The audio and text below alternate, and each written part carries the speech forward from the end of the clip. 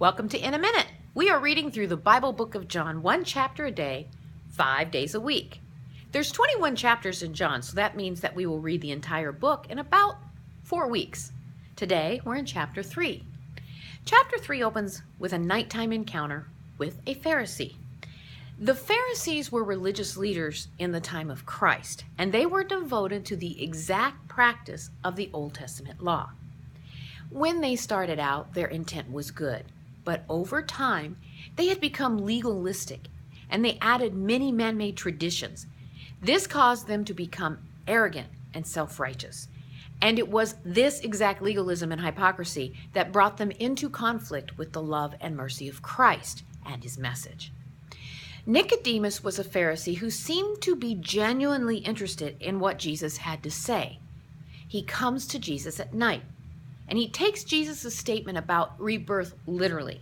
Jesus has to explain to him that he was speaking about the work of God's Spirit.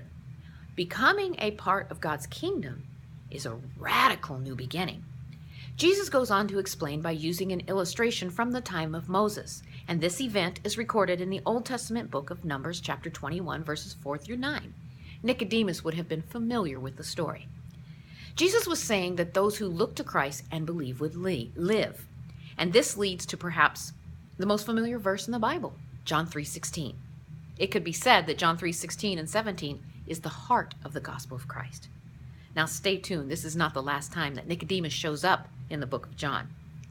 At the end of chapter 3, we see John the Baptist's loyal disciples are concerned that he is losing popularity. John is not jealous or envious. He's joyful because he has been obedient to his assignment, and now Christ must increase. It's interesting that John the Baptist's words to his disciples in verse 36 mirrors Jesus' words to Nicodemus in verse 16. All who believe in Christ will live.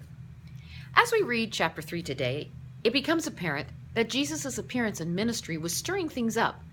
It was messing with the status quo in people's lives. Christ was causing them to really think about things and ask questions. Do you still think that happens today?